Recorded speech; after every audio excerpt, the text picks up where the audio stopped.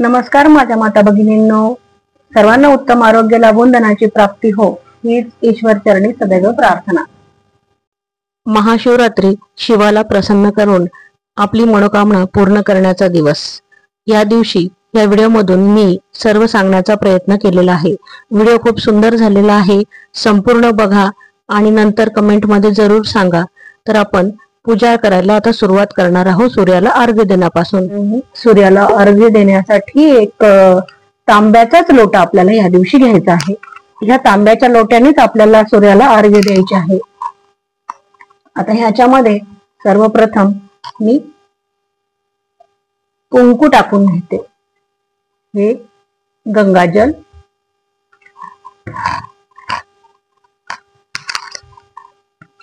गुलाबजल, एक लाल फूल आपल्याला त्याच्यात टाकायचं आहे। सूर्यनारायणाला अर्घ्य द्यायचं असेल तर लाल फूल टाकून अर्घ्य द्यायचं आहे सर्वप्रथम। चला तर आपण सूर्यनारायणाला अर्घ्य देऊ। बघा, महाशिवरात्रीच्या पूजेसाठी मी काय साहित्य घेतलेलं आहे, पूजा कशी करायची आहे आणि त्याचे महत्व काय मी ह्या व्हिडिओमधून सांगणार आहे। बाकीच्या व्हिडिओमधून मी अगोदरच तुम्हाला बेलाच्या झाडाखाली दिवा लावण्याचे महत्व, बेलाच्या झाडाचे महात्म्य आणि पूजेविषयक मुहूर्त सर्व माहिती सांगितलेली आहे। लिंक डिस्क्रिप्शन मध्ये आहे, जाऊन व्हिडिओ बघू शकतात। तर बघा, महाशिवरात्रीच्या दिवशी आपल्याला जे साहित्य लागणार आहे शंकराच्या पूजेसाठी, तर आपण शंकराच्या पूजेला जे साहित्य लागणार आहे ते बघूया। सर्वप्रथम मी अगोदर पंचामृत घेतलेलं आहे अभिषेक करण्यासाठी। यामध्ये मी दही, दूध, तूप, मध, साखर या 5 वस्तू मी ह्यामध्ये टाकलेल्या आहेत। फुलं घेतलेली आहेत आणि चंदन घेतलेलं आहे। शंकराला प्रिय असं भस्म घेतलेलं आहे। हळदी कुंकू मी हे शंकराला वाहण्यासाठी नाही, तर शंकर हे पार्वतीला वाहण्यासाठी आणि सूर्याला अर्घ्य देण्यासाठी घेतलेलं आहे। धूप घेतलेला आहे, हा सामराणी धूप घेतलेला आहे मी बघा। आणि लाल फूल पार्वतीसाठी घेतलेलं आहे, अगरबत्ती घेतलेली आहे, बेलपत्र घेतलेले आहे।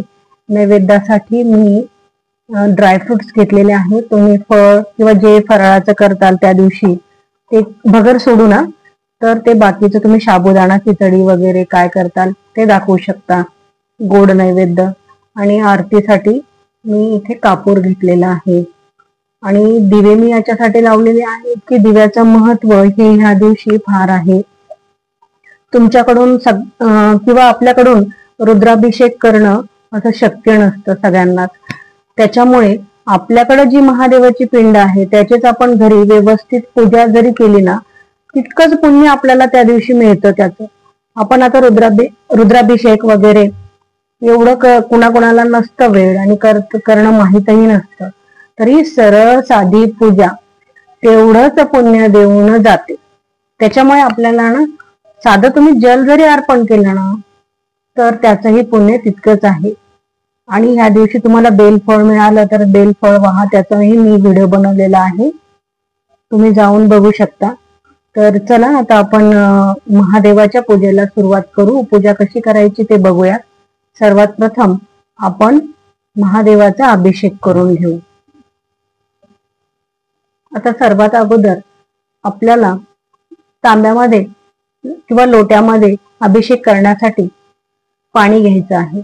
आता जल घेतल्यानंतर त्यामध्ये मी गंगाजल टाकते, गुलाबजल टाका,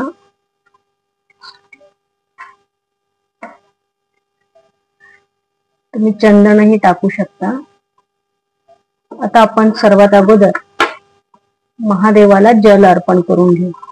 जल अर्पण करताना आपल्याला ओम नमः शिवाय या मंत्राचा जप करायचा आहे। ओम नमः शिवाय, ओम नमः शिवाय, ओम नमः शिवाय। सर्वात अगोदर आपल्याला जल अभिषेक करून घ्यायचा आहे। त्यानंतर आपल्याला पंचामृतने अभिषेक करायचा आहे। आता जल अर्पण करून घेतल्यानंतर आपल्याला पंचामृतने अभिषेक करायचा आहे। तर चला करूया। आणि करताना परत आपल्याला ओम नमः शिवाय हा जप करायचा आहे. ओम नमः शिवाय, ओम नमः शिवाय. बघा आता आपण पंचामृतने अभिषेक केलेला आहे. आता महादेवाला स्वच्छ आपण असं चोळून घेऊ, म्हणजे आंघोळ घालू पंचामृतने. हे म्हणजे ही सेवा करायची आहे आपल्याला ह्या दिवशी महादेव. आता हे केल्यानंतर पण आपल्याला पुन्हा जल अर्पण करायचे आहे. ओम नमः शिवाय. तर बघा आता आपल्याला स्वच्छ कपड्याने महादेवाला पुसून घ्यायचं आहे, म्हणजे स्वच्छ करायचं आहे. चला आता आपण सर्वात अगोदर महादेवाला चंदन लावून घेऊ.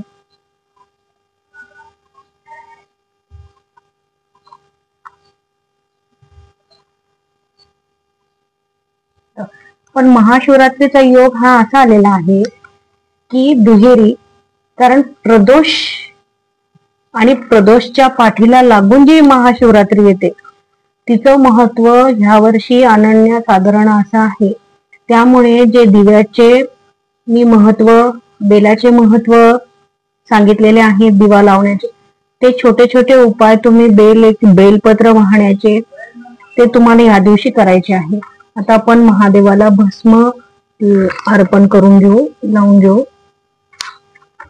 आता मी माझ्याकडे छोटी पिंड असल्यामुळे शिवलिंग मी एका बोटाने लावतीये. तुम्ही अशा तिन्ही बोटाने ओढायचे आहे. आता आपण महादेवावरती फुले वाहून घेऊ, मंडल करून घेऊ आपण नैवेद्यासाठी. असं पाण्याने मंडल करून घ्या, नैवेद्य ठेवू. देवासमोर रांगोळी काढून घेऊ आपण. आणि जेव्हा आरती करू तेव्हा आपल्याला तुपाचा दिवा प्रज्वलित करून नंतर त्याला आपल्याला हळदी कुंकू अर्पण करायचे आहे. बिना हळदी कुंकू अर्पण केल्याचे दिवा तसा चालत नाही. बघा आपल्याला आरती करून घ्यायची आहे. शंकराची आरती तुम्ही म्हणा. कर्पूर गौरम करुणावतारम संसारसारम भुजेंद्रहरम सदा रहसी हृदय रवींद्रम भवम चैतन्य नमामि.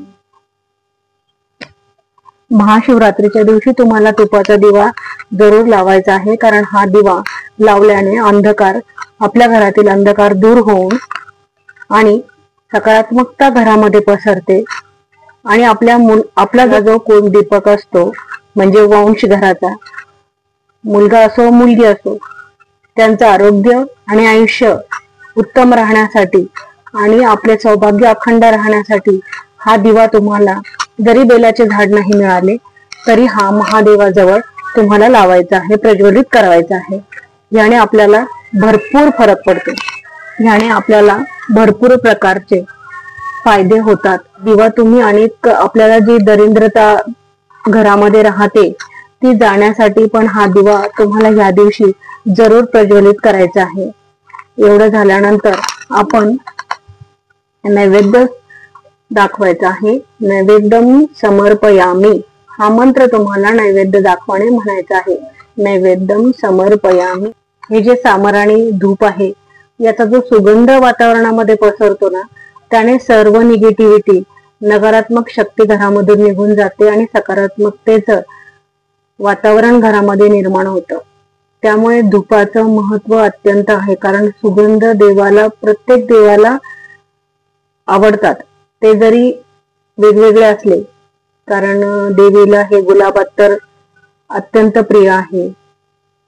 असे वेगवेगळे अत्तर, तुम्ही मोगऱ्याचं अत्तर आहे ते अत्तरही लावू शकता. धूप, अगरबत्ती, सेंटेड ह्या लावू शकतात. याने फार प्रसन्न वाटते आणि निगेटिव्हिटी सर्व घरामधून निघून जाते. हे छोटे छोटे उपाय आहेत, पण इतके प्रभावी आहेत आणि ते आपल्याला कधी कधी माहित नसतात, म्हणून आपण ते करत नाही. पण जेव्हा आपल्याला माहिती होतं ना, तेव्हा आपण ते जरूर करायला पाहिजे. बघा फरक हा नक्की. म्हणतात ना, तुम्ही 17 दगड जर मारले तर एक दगड तरी झाडावरती लागतो. त्याप्रमाणे देवाला अनेक उपाय केल्याने एक तरी उपायाचा प्रभाव आपल्या जीवनामध्ये होऊन त्याचं पुण्यफळ जरूर मिळते. त्यामुळे हे उपाय करायचेच आहे. ही विधियुक्त पूजा तुम्ही ही अशी सरळ साधी घरी करा, शांततेत होते. मंदिरात जायचं, तुम्ही ह्या दिवशी मंदिरात जाण्याचंही अनन्यसाधारण असं महत्व आहे. 12 ज्योतिर्लिंगापैकी कोणत्या तरी ज्योतिर्लिंगालाही ह्या दिवशी लोक जरूर जात असतात आणि त्याचं पुण्य वाढवून घेत असतात. पण आपल्याला सगळ्यांनाच जाणं शक्य नसतं. त्यामुळे आपण घरामध्ये ही पूजा अशी सोप्या पद्धतीने पण जे उपाय सांगितलेले आहेत त्याप्रमाणे आपण केली तर आपल्याला त्याचं पुण्यफळ जरूर मिळतं. आणि मंदिरात बघा या दिवशी फार गर्दी असते ना. आपण महादेवाच्या पिंडीवरती काही अर्पण केले तर दुसऱ्या बायका लगेचच त्याच्यावरती पाणी टाकून देतात, म्हणजे ती पूजा ही आपली अपूर्ण राहते. हा अनुभव मला तर जरूर आलेला आहे. कुणाला आलेला असेल तर कमेंट मध्ये त्याने जरूर सांगा. त्यामुळे ती आपल्याला पूर्ण वस्तू त्याच्यावरती वाहताच येत नाही ना. आपला धड अभिषेक होत नाही ना. आपल्याला अर्पण म्हणजे बेल अर्पण करता येत नाही ना. फुलं अर्पण करता येत नाही. एक झालं की दुसरी तर त्याच्यावरती पाणी टाकणं, जल अर्पण करणं, अभिषेक करणं चालूच असतं.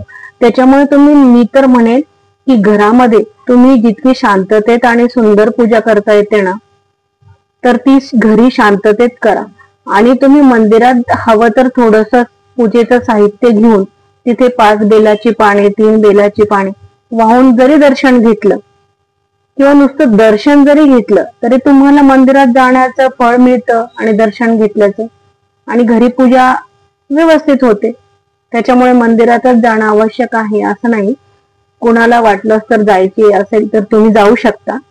मी तर घरीच पूजा करते. बघा, महादेवाची पूजा मी अशी केलेली आहे आणि त्या बाजूला गंगाजलही आहे, त्याचीही पूजा केलेली आहे. गंगा मातेचंही पूजन शंकराबरोबर करण्याला अनन्यसाधारण असं महत्व आहे. बघा, साधी पूजा केलेली आहे. पूजा विधी आणि व्हिडिओ माहिती आवडल्यास लाईक आणि कमेंट करायला अजिबात विसरू नका. धन्यवाद.